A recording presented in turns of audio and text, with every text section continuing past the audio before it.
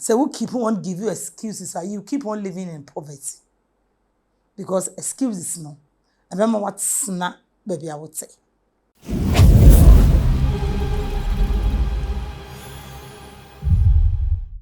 A drada no pa asabe to ye biem. Na mi busa wo say weekend no odi ni say. Mi gidi ye say dodo na aye kwa yie ebi kwa wedding na kwasia da eye nranso ebi nso kwa asori de aseda komanya me.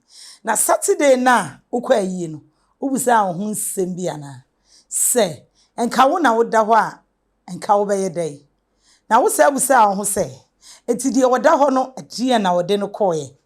Ono de nyame no se ka papa ye mpo a enka ono bia na nyame anim no wotene chen o eya adum bi ana ama ye hu enadwo fefefe ena me no bedi nkomo ketewa bi san se adwoada de ya na kronum aye beja san se weekend na ndra ye di niti enne asema me busaw ne se when will you do away with your excuses?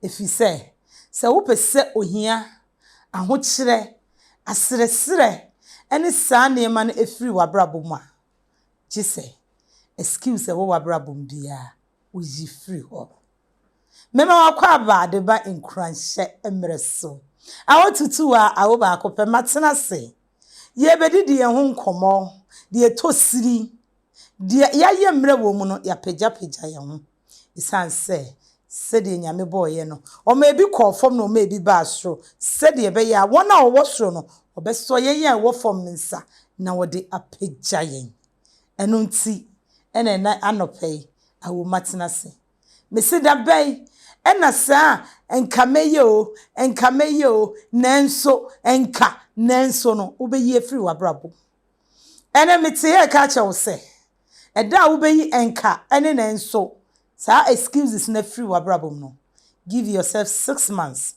obehu change ewo wabrabom esan se enka no minya kameye no nanso no etwe ye kwa ekire ema ye ndru ba bie wo se ye dru ema ye ndru bo sha asase ne so ye nhwe bibi se obese wo ye adwuma na wote wona obusa ho ye adwuma die minya kamesha ase ekine na chinaba na wote ho ye we die mane next week no metimi a prepare yi dabai na dana wahye no ebeba esan say wodi nsem bi yi hu ano ena nkamiko edie na ama wanko ena medafo mi busaw ena nka wokọ adie na ama wanko ena me pese mi ko hu pani wei enso madamfo na mi sister no me maami me papa na unko jamen on pese obekọ wode ena abehye ho aye question mark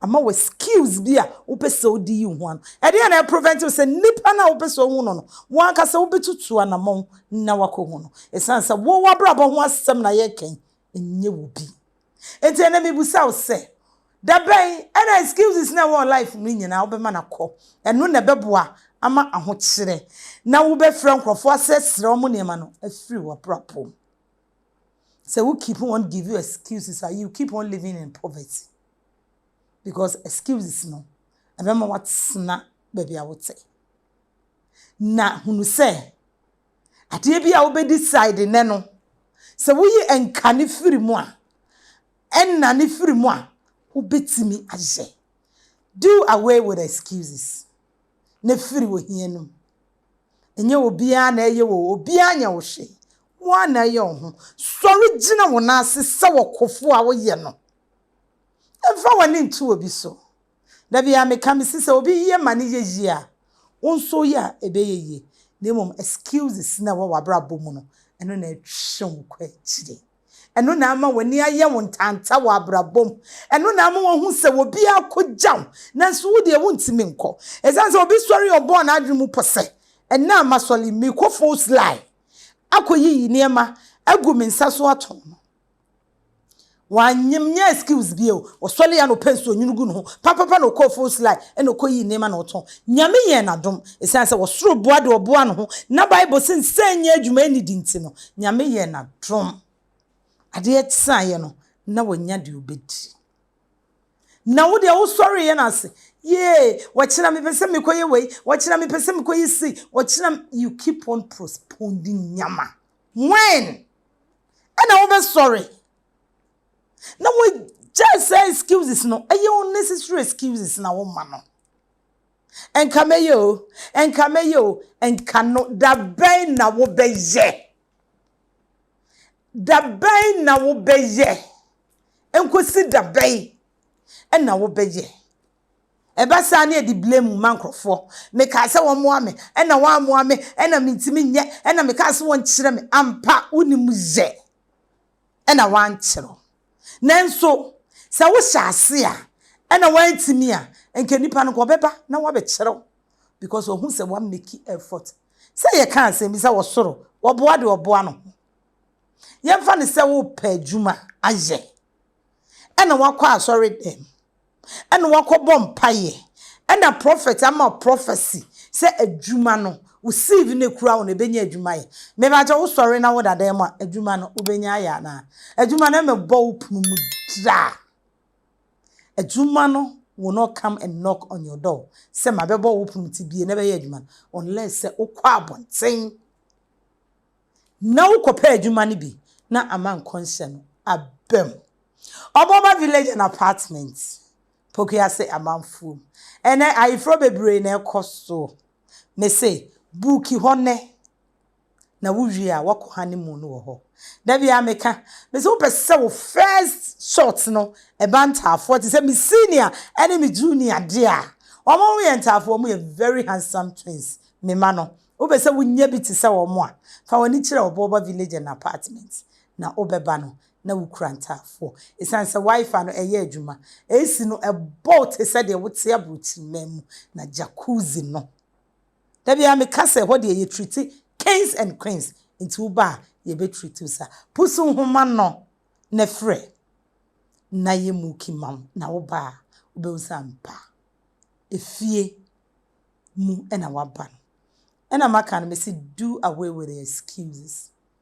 After the one my excuse ni say ama ho kra ye obi ahi wo ka asem kra obi a mpese obetie wo biem e draw so dodo enka me pese me ye no just do away with it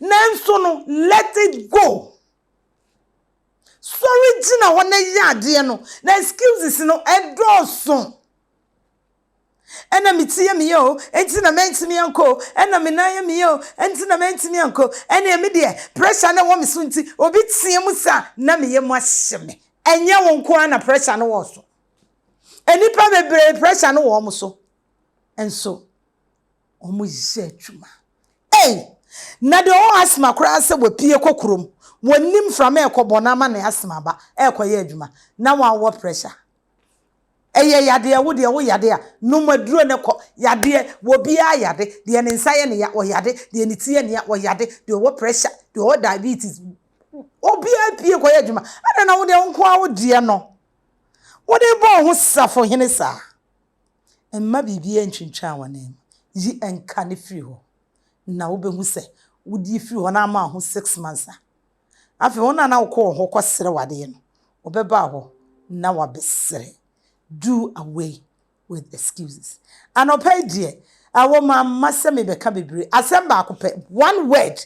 Pen na me beka chiro.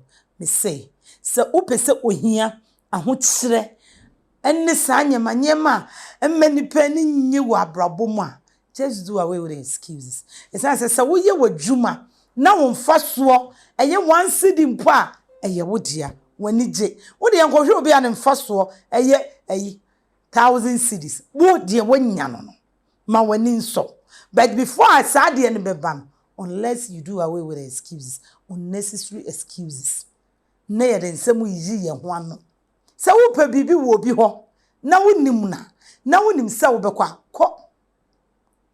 Emfa nkosisisi obi so na nipa ne nye time na wote ho na ebusa wo se me twa obi no de makokọ. Wo kona wanye yi at least obi abehu se one make effort. Say ya ka asembi. Ye se ye se wo beba. E chense wa makwara. Wo ba na wo ye later ye. E chense One makra. And the waba, why you late? Ube my excuse.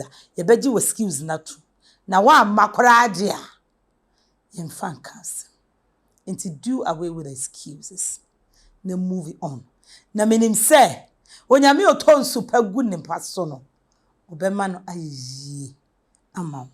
Me say, do away with excuses. And I made say, and I made say, and I made say, and wow. The excuses ni nyina atugu. Ne kowanim na onyame obishira. Anope awo enkoma me no bebo yeni. Me be hye Nkran. Say ye excuses ni nyina free ho. Ne kowanim. Na modembo egumusuo abasaso. Yenkonko yenim na nkunimdie eda ho twen. Fa wani kire maboafo atenabia obo ba village and apartment. The kosho wani swade. Or mind taxes and accounting. Me say ubroni kromu de si marketing sika bebre in waste time bebre e taxes and sensem ho. Fa ne nyina akodom na onye maw. Netimi ye adwuma. Na botan nti a odi tu kwan kwa abre ka abrochi memu no embrem. Na da chi bi sa wo ba ahomedie mu na wanya wo manhye fefefe bi atimu. Wutim na wo relax ya na wakase. Oman Madam was say, the sansa me buy no, and yamuna so me mu, me tax and someone, and kabibi a shame. Nyame shira ubibia, Nyame buano de adom dumia, ye say do away with excuses.